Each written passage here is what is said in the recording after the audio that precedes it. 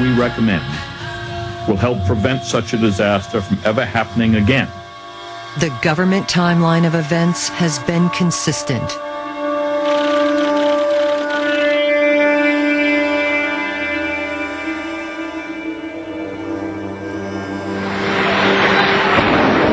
Traveling at 440 miles per hour and carrying about 10,000. And then they go on to say that the government's never changed its story. NIST has changed its story 6 times, giving different reasons. Both the big towers fell and then 47-story building 7, where the CIA was housed, hit by nothing, small fires, implodes perfectly in its own footprint. The media false scripts, announces 25 minutes before on BBC and CNN that it's fallen from fire completely in its own footprint while it's still standing. I've interviewed the police and firemen and EMTs on air where they're going, everybody get back, there's a government countdown, 10, 9, 8, and the cops are all, running. The government blew it up. Hundreds of police and firemen and medical workers are on record. You even see Democracy Now! Amy Goodman's out there reporting, and she's like, they say get out of here, it's a countdown, and they're all running, and building 7 falls. But none of that gets to be in the piece. Richard, I remember about 5-6 months ago having you on, and I'm not beating you up. I remember we kind of had a debate on air about whether this was going to be a hit piece or not, and you said, no, they're taking... I'm sorry that you remembered that conversation, Alex. No. I've been put through this as well. They will sit there and go, I swear to you, this is not a hit piece. We believe your side, and we're going to show your evidence. I promise. Operation Northwoods. And I had History Channel, when it was done, laugh at me in the parking lot and say, you're an idiot. We're going to get you. Oh. I mean, oh, yeah. These people knowingly lie for a living. Listen, the same production crew wanted me to go be in a JFK film. And I talked to the people they were discussing, with a fake president's head full of green jelly and the car wasn't in the right spot. And It doesn't matter. 92% of Americans in a Gallup poll believe the government killed Kennedy. 84% in the New York Times poll believe the government's lying about 9/11. 7 of the 10 commissioners say it was a fraud and a lie and a cover-up. So... But I think that's key evidence, though, that they told you your evidence would be in there. They showed you a fake cut. Again, that goes to their credibility like nothing else. Oh, yeah. And this is stunning given the reputation National Geographic has for, a reputation certainly of honesty and scientific pursuit. This is an absolute joke. At this point, and you're right. That was a double cross on the part of Robert Erickson of Creative Differences. I'm stunned. I've got another opportunity in New York next week where I will be interviewed by the Canadian Broadcasting Corporation, Ole Rumak, of the Fifth Estate program on the CBC up there. And where he's doing a special on the scientific side. They've actually done some fair jobs on that very popular national program. I'm glad to hear that, because I haven't done the research yet. In the past, the Fifth Estate has done some of the most fair and objective reporting in the world. Like, they'll cover, the U.S. government admits they've staged over 200 terror attacks in other countries.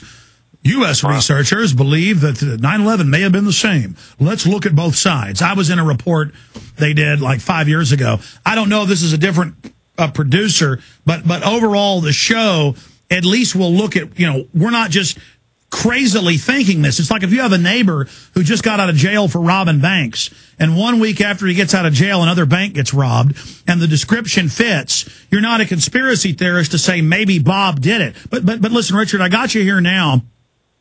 Give out the Architects and Engineers site, the documents, the videos. We sell some of the great films you guys have produced with your evidence at Infowars.com in the online video bookstore. But regardless, tell folks about the website so people can actually go see the evidence for themselves and not see it distorted through the lens of the CIA. I mean, this company, Creative Differences. Yeah, our website is called AE911truth.org, which stands for Architects and Engineers for 9/11 Truth. AE911truth.org. And you can get the DVD there where we lay out 2 hours in the 2-hour research edition of our 9/11 Blueprint for Truth DVD. And we also now, by the way, Alex, we have another DVD, which is the companion edition. It has the abridged versions. There's a 10-minute, a 30-minute, and a 60-minute version all on this DVD. So you don't have to ask a friend or a colleague to sit through 2 hours of the DVD. In 10 minutes, we give all of the crucial evidence for building. That's right. 7. You've got a key boil-down YouTube-type video on the front page, and then a bunch of others for people that, want to get the down and dirty, quick, skinny, and then watch the National Geographic piece, and it really becomes a laughingstock. Yeah, especially if you watch the DVD by Stephen Jones, it's brand new. It's only come out in the last month. Nanothermite. What in the world is nanothermite doing in the World Trade Center dust?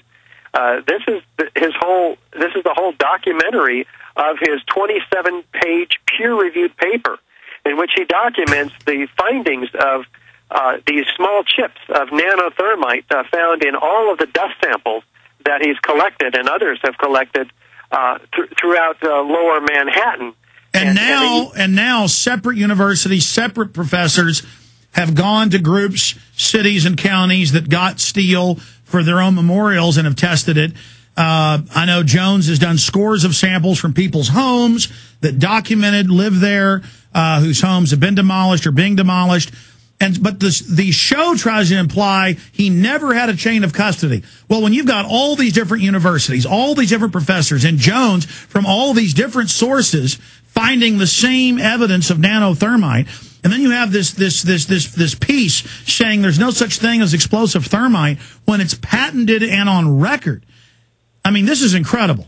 Yeah, it is patented and on record, and that was over 10 years ago. Lawrence Livermore Lab, Los Alamos Lab documents this stuff, and the particles of iron oxide and aluminum are 1,000 times smaller than a human hair. The iron oxide particles are perfectly rhomboidal in shape at 40 nanometers, and the aluminum plates are about the same size and perfectly uniform, and they are mixed in this 1/3, 2/3 proportion that you have to have for this ideal thermite reaction. And this stuff, because of the surface area is so small, it becomes extremely explosive, which is why it's called super thermite and made of nanoparticles. And that's what they use with just a thin caulking to separate the missile sections or rocket sections of an ICBM or a Saturn-type rocket. Now, also, they show the hot steel pouring out of the side, the molten iron from the steel being melted, and they say, oh, that's aluminum.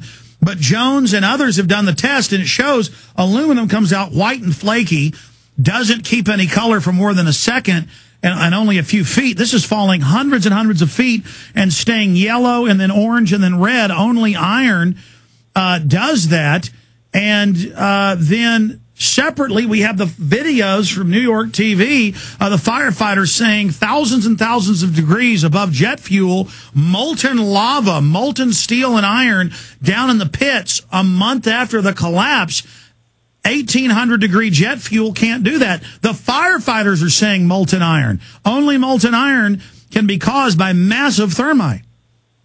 Yeah, there's no iron in the building, first of all. There's iron in steel columns, of course, but it's an alloy. And what Dr. Jones finds is these previously molten iron chunks, which he's analyzed, are indeed not melted structural steel because there's abundant manganese in them and very little chromium, too. So this is clearly another, an additional component that's not in building materials. And so where did it come from? Well, it could only come from thermite. Thermite's byproduct is molten iron. All of the evidence is supporting the controlled hypothesis theory. Well, we normally take calls on the show, but I've been so busy with this information we haven't. We'll take a few calls for Richard Gage straight ahead, 888-201-2244, 888-201-2244. In the final segment with our guest, he's on with us for a full hour coming up Wednesday.